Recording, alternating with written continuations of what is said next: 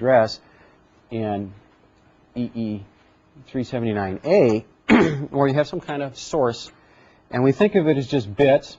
We don't try to say whether it's a video signal or a computer file or something else. And the set of bits represents some kind of message that's to be transported.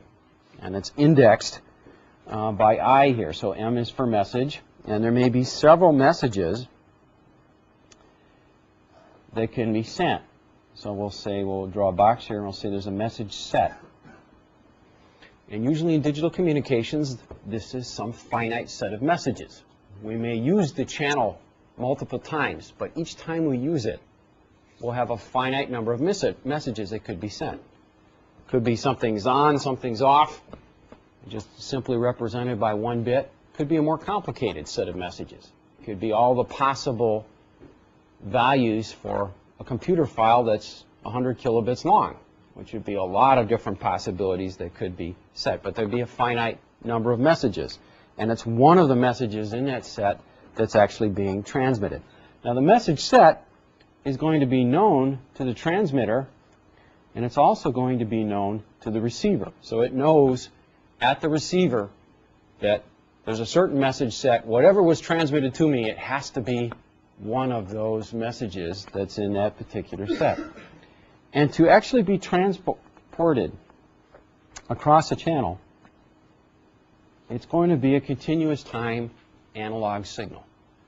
There are really no digital signals in communications. No matter what communications example you look at some point, those signals are converted to analog, because we live in an analog world, not a digital world. And to transport information from one place to another, the only way to do that is with analog signals. So we may call it a digital link. That's simply because the source was a bunch of bits. But those bits have to get converted somewhere into analog signals so that they can be transported across the link. And that link is typically called a channel. A variety of different types of channels.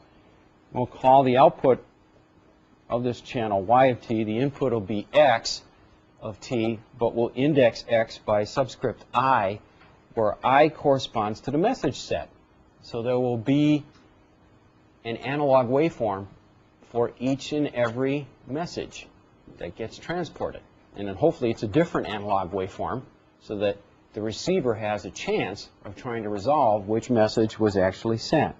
And we take y of t, the signal, at this receiver location of the message, and it runs through what is called the detector. And the detector tries to estimate what message was sent. So basically you see this mapping here from the channel output y of t back into the digital bit stream. Now if we do a good job, this will be done with very low probability of making a mistake about the message. Okay, and so that's a good thing in communications design. If we're doing a poor job, we're going to have a high probability of this message here not being equal to the input message that was sent. And when your cell phone's not working very well, that's what's happening. You have a high probability that errors are being made across the wireless channel between the base station and your handheld portable. And so what do you try to do? You try to move around, you move your head, see if you can find a different position for the cell phone. What you're doing is you're changing the channel, and you're hoping to get a better channel so that your receiver works better as you move around in the system. Now in terms of prerequisites to understand this basic process in EE379A, we have a few. And there is actually one of these courselets on the web page that you can basically take a little test for EE379A, and it will ask you some questions, okay, about various things that are prerequisites for the class. If these questions look really hard, and gee, you don't really know how to answer those questions, this is not good news for EE379A. The course will probably be very difficult for you, and it may be better to go back and take some of the prerequisites before you take the class.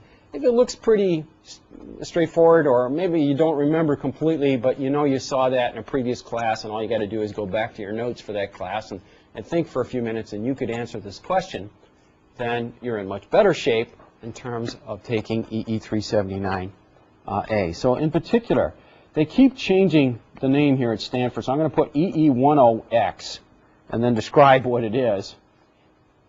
At one point it was EE104, then it was 103, then it was 102A and B, and I think it's back to 103 again, so I'm not sure on the number this year. But basically the topics, these should be familiar to you. Fourier transforms in series, you've seen that before, that's a good thing. Sampling, so taking a continuous waveform and sampling it, and what frequency is high enough for sampling so that you can reproduce the original analog waveform, twice the highest frequency. If you've seen things like that, so-called Nyquist sampling theorem, that's a good thing. You're going to need to know that for this class. If you've seen Z transforms before, that's very good. You won't see Z transforms used in this class. In fact, we call it the D transform, but it's the same thing until we get to Chapter 3. Chapter 3 is a higher level of prerequisite than Chapter 1. So you really want to take a good look at whether you've seen Z transforms before, you've learned about that, particularly if you know a little bit about linear algebra. In other words, what's the inverse of a matrix, how to solve a set of linear equations. That's all important for this class. And that typically shows up in some kind of undergraduate signal processing course that you may have taken either here at Stanford or elsewhere. Most of this will become important in Chapter 3. You won't need the basic DSP for the first 4 or 5 weeks. So typically people are very comfortable in the class, and if they've ignored me on this prerequisite, when you get to Chapter 3, all of a sudden it's like, oh my God, the level of effort went up, and now I'm spending 15, 25 hours a week on my homework when I was only spending 7 or 8 hours a week on my homework for the first 4 weeks of class. That's the prerequisites in this area because they're going back and they're learning basic DSP. So if you haven't had that before, you want to make sure you have it, and it begins about the 5th week of the course. What we need for the first few weeks and the remainder of the course is basic probability theory. And that's here at Stanford is, of course, EE 278. So you should know about probability distributions and density functions, means and variances of a random variable, what the Gaussian distribution is, conditional probabilities, so the probability of one event given that another event has a specific value that's occurred. You should have seen that somewhere before. And in particular what are called stochastic processes or random processes. So now you have a random variable that's indexed in time. It's called a random process. And in particular, you can describe a lot of the properties of that process by so-called autocorrelation functions or autocorrelation matrices. So I've seen that before. And power spectral densities, which is kind of like the squared Fourier transform, except it's for a random process. So if you've seen all of these topics before in one of your undergraduate classes or one of your previous classes, you're in great shape. Okay, if this doesn't scare you too much, you say, okay, I've seen that, that's great. EE 379A is going to be a more pleasurable experience for you. But if you haven't seen these before, and trust me, I've been teaching this class for almost 20 years now, if you don't have these prerequisites, go back and take them first, because you'll be in my office in 6 or 7 weeks from now. It's like, oh my God, what do I do? Because I don't know any of this stuff and I have to go learn it while I'm trying to understand how to use it in the context of EE 379A. So do take a good look at that. We set up the course Wavelet, Courselet, which is a little internet type thing that you can find on the course webpage, and you can go through the test there, and that will give you a pretty good idea of what we'd like to see you be able to do if you're taking EE379. Incidentally, those course lists were actually designed by former students of the class who had difficulty in the second half of the class. So we actually had some people who knew exactly what they didn't know and what they needed to know, who actually designed them. We paid them a little bit a few years ago to put that on a web page. So that should be particularly useful to you for this particular class. Now, what I would like to basically do here today is to go back to that diagram that I just showed you for the EE379A basic class and start to put some meat on it. And in particular, what I'd like to talk about is all going to be in the very first section of Chapter 1, Section 1.1, on discrete data transmission. We're going to talk about what a modulator is, or the process of modulation. We're also going to talk about an inner product or dot product. And we may just make it towards the end of section 1.1. We talk about the inverse process of modulation. It's called demodulation. So these will be the 4 topics, and they're in that first section of the notes. And again, that section, if you already bought the course textbook at the bookstore, the first 5-6 sections are basically identical to what's on the course webpage. There weren't many typos that we found from previous classes. As we get into Chapter 3, there's a lot more typos actually that students caught from last year. So there will be a little bit more significant difference. So you might not need to actually print out Section 1.1 if you're worried about the paper costs of doing that if you already bought the book at the bookstore. Now, discrete data transmission depends on having a discrete set of messages. Now, we won't actually talk about how to get these messages. We'll just postulate that there's some set of messages. Could correspond to all the different analog waveforms that represent voice over a 1 millisecond period. Or it could be all the possible values of a byte of information, all 256 values, as we're transmitting bytes, and those are our messages over a communication system.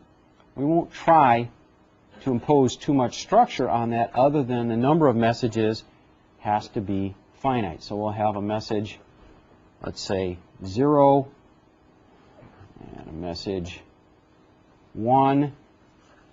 We might have a message 2, and so forth throughout this set. Each one of them representing something different that would be transmitted. And we're going to index those messages from 0 up to some finite number, capital M minus 1. So there are capital M messages, no more, no less, to be transmitted. And typically in digital systems, we like to think of those messages in terms of bits. So if we want to determine the number of bits it takes to represent capital M messages, we basically take log base 2 of M. So if we had 4 messages, we could convey that in 2 bits. If we had 32 messages, we could convey that in 5 bits. And if we had 1,024 messages, we could convey that in 10 bits. Typically, the number of messages is a power of 2 because we most often are dealing with binary transmission systems, so everything's represented in terms of a number of bits. So it's convenient to have the message set be a power of 2 because then we get an integer number of bits that can be used to represent how many messages are actually being transmitted. Only one is transmitted.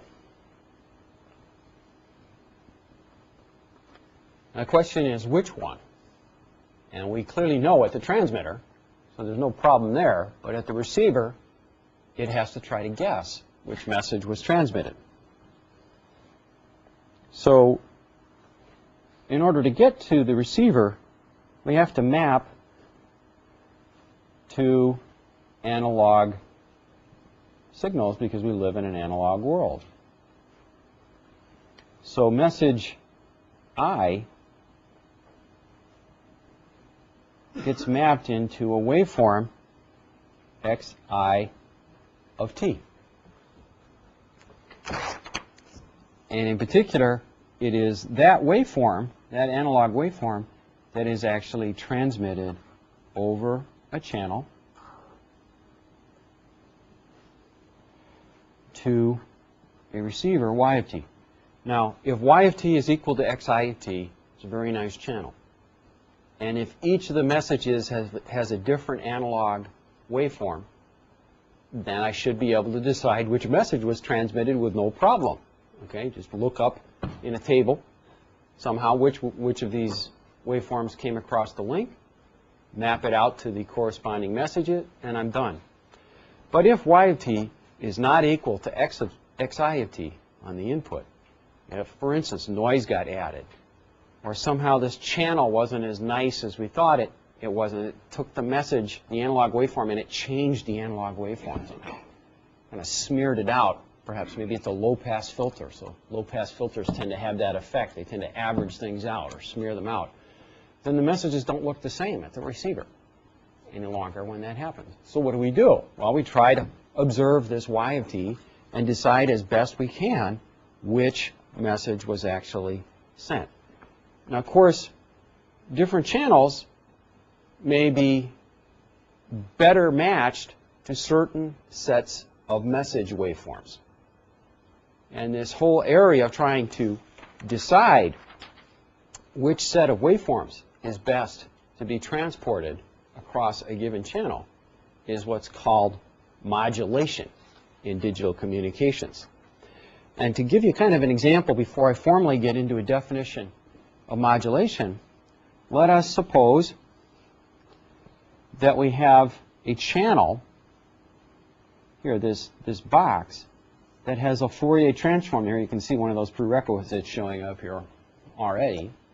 So if we were to call this channel some kind of linear filter with an impulse response h of t, and we were to take its Fourier transform, and that channel was actually a bandpass filter that looked perhaps something like this, where we go from 100 hertz up to 200 hertz, then we'll say what kind of waveforms would be good to send across this channel. Now, a lot of us know we have digital transmission systems. They may not pass DC for any reason. There might be a transformer in the path, there may be a capacitor in the path, maybe a wireless path. There's no way we transport DC over a wireless path. So we look at that, I say, suppose I had two voltages. Maybe I have signals on a chip that represent bits to be transported. Maybe it's 0 and 1.8 volt, or maybe 1.3 volt on today's chips. That would actually be the 0 and the 1 signal. Those are kind of DC signals. It's either 0 or it's 1.3 volts. Would those be good analog waveforms to transport across a bandpass channel like this? Any takers on this? I set you up. Of course, the answer is no, but the next question I'm going to ask is why. So, anyone tell me why those would not be good things to send across this channel? You either have constant 0 or a constant 1.3 volts. Yeah, that's right. I'm seeing it coming from several places. Yeah, it doesn't pass DC. So if I'm putting something that's DC into the channel, it's going to make both waveforms look the same. So the receiver can't tell the difference because it gets 0 for 0 volts in out of the channel, and it also gets pretty much 0 for 1.3 volts into the channel because the channel does not pass DC. So those would not be good choices in terms of transmit wave, even though those are what we use on all the digital chips. We're going to have to do something if we have a channel that looks like this. Anyone tell me what waveforms might be a better choice to use on this channel?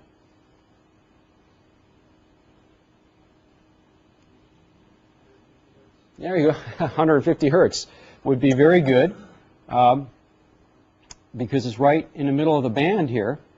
So what I might do instead is send either plus or minus cosine 2 pi 150 for 150 hertz t. Okay, so one of the messages would be plus the polarity, the other message would be minus that polarity, and since they both get through the channel, then what my receiver would do is say, well, do I see plus cosine or do I see minus cosine? And more than likely, it would correctly resolve which of the two messages had been transmitted. So this is fundamental to all analog channels. We may get different types of channels, different kinds of band pass results or low pass or high pass combinations thereof for a transmission medium. So we're going to want to try to select a good set of waveforms that can pass easily. In other words, they can be easily distinguished by a receiver or a detector at the output of the channel so that you could decide then correctly